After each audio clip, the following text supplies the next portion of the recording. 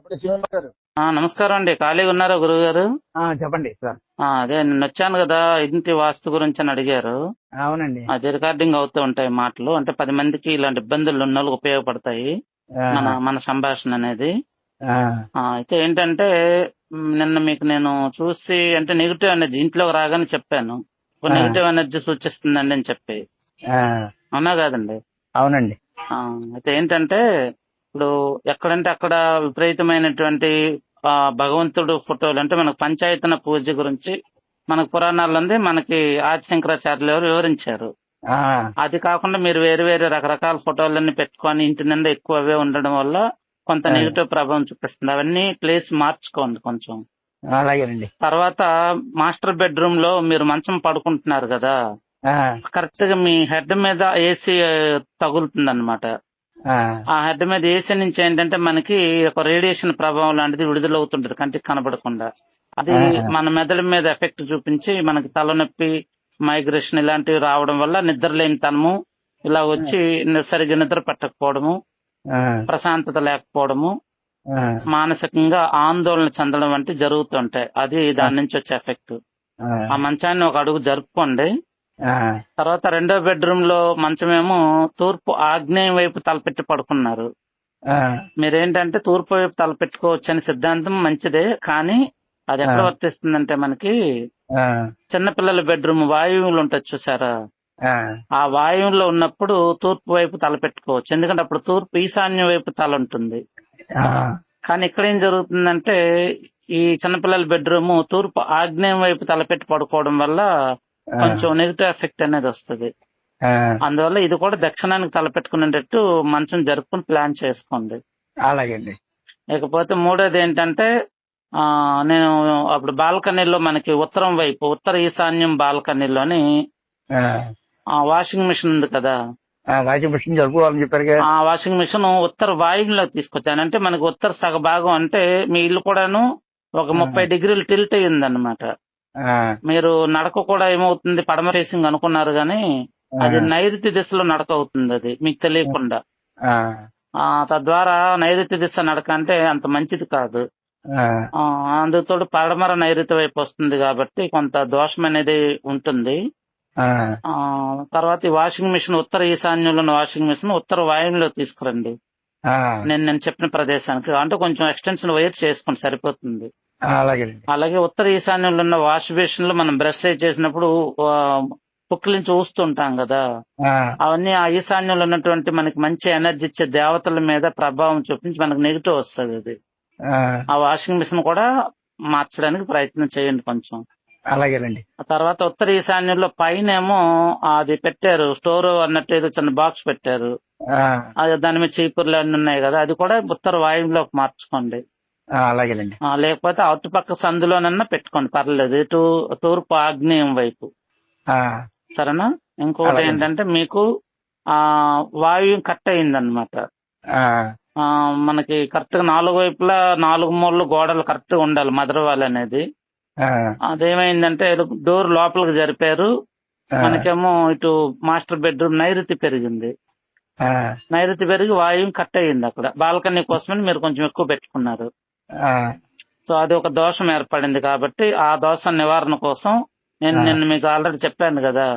So ఆ యంత్రం అంటే అది ఇప్పుడు ఇందులో చెప్తే 10 మంది అదే వాళ్ళకి పడుతుంది అనుకోండి, అందరికి సరిపోదు అది. ఆ యంత్రం మీరు తెప్పించుకోండి. మీకు కావాలంటే నేను ఆ నెంబర్ పెడితే ఏలూరులో ముందు ట్రై చేయండి, మీకు తెలిసిన వాళ్ళు ఉంటారు కదా.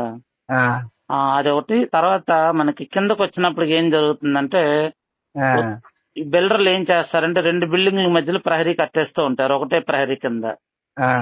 అక్కడ ఏమైంది, మీకు వాళ్ళ పక్కింటి వాళ్ళేమో దక్షిణం అయ్యింది, అక్కడ ఉత్తరం వైపు మీ ఇంటికేమో ఉత్తరం వైపు ప్రహరీ కూడా ఎత్తుగా ఉంది, తూర్పు వైపు తక్కువ ఉండి ఉత్తరం వైపు ఎత్తుగా ఉండి మళ్ళీ పడమర వైపు కూడా సేమ్ సమానంగా ఉంది. కానీ మీ ఇంటికి సపరేట్ గా ప్రహరీ వాల్ అనేది లేదు ఉత్తరం వైపు. తద్వారా ఏం జరుగుతుందంటే దక్షిణంలో ఉన్న బిల్డింగ్ అంటే వాళ్ళకు దక్షిణం అయితే మీకు ఉత్తరం అయితే మీ ఉత్తరం వైపు ఉన్న ఇంటి మీద దాని యొక్క నెగిటివ్ అండ్ బరువు సూచిస్తుంది అనమాట. వీలైతే వాళ్ళకి చెప్పి మీకంటే సపరేట్ గా గోడ కట్టుకోగలిగే ఒప్పుకుంటే కట్టుకోండి. నెక్స్ట్ వచ్చేసరికి గేట్ కూడా కరెక్ట్ గా ఆ గోడలోనే ఇరికించారు.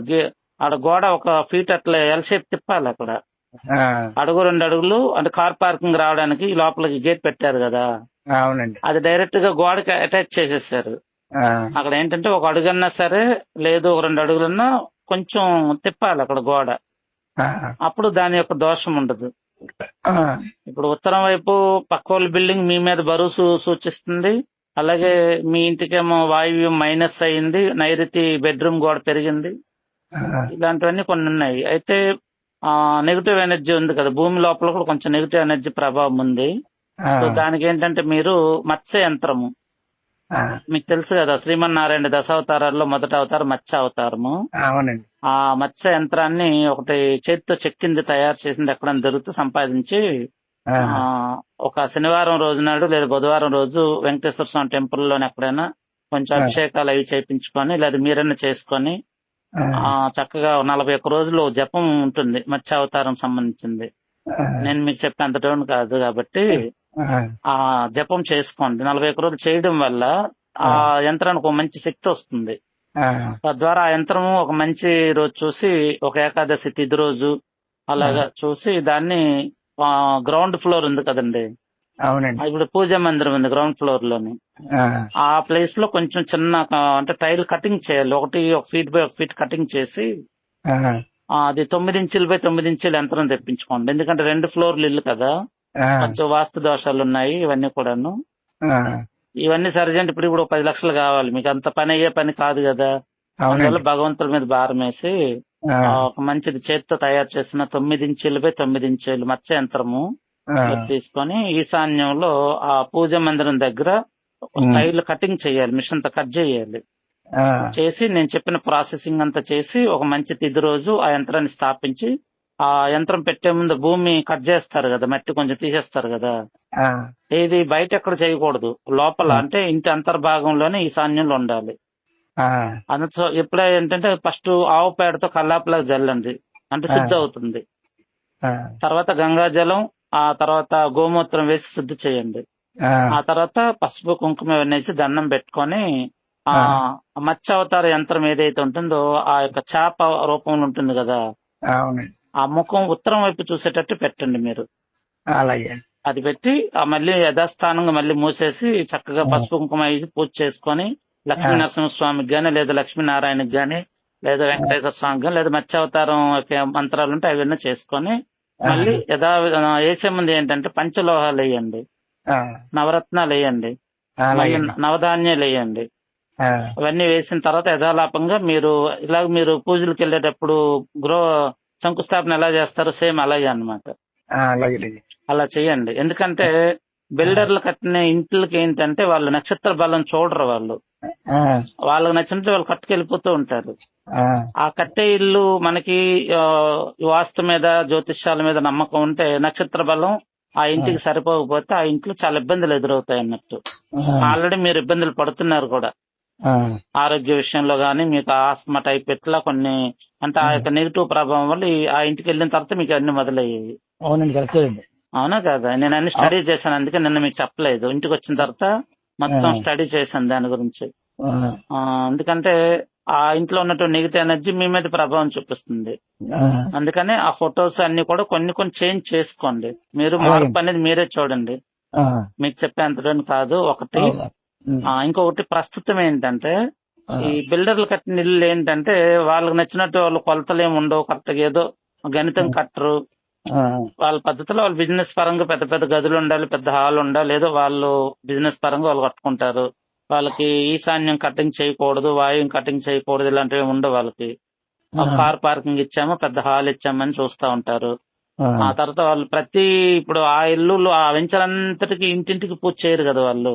అవునండి. ఆ వెంచర్ మొత్తానికి కనీసం ఒక 400 ఇల్లులు ఒక 300 ఇల్లులు ఉన్నాయి అనుకుంటా అందులోని. ఉన్నాయండి. ఒక 400 ఇల్లులు అనుకుందాం. వాళ్ళు ఏం చేస్తారు, ఆ స్థలానికి ఈశాన్యంలో పూజ చేస్తారు ఒక బిల్డింగ్ మొదలు పెట్టేటప్పుడు. మిగతా అన్ని ఇళ్ళకి వాళ్ళు పూజ చేయరు కదా, చేయరండి. అందువల్ల కొనుక్కున్న వాళ్ళు ఆ ఇంట్లోకి వెళ్ళిన తర్వాత వాళ్ళకి ఇబ్బందులు ఎదురవుతూ ఉంటాయి, ఎందుకంటే నక్షత్రం ప్రకారం కట్టరు కాబట్టి.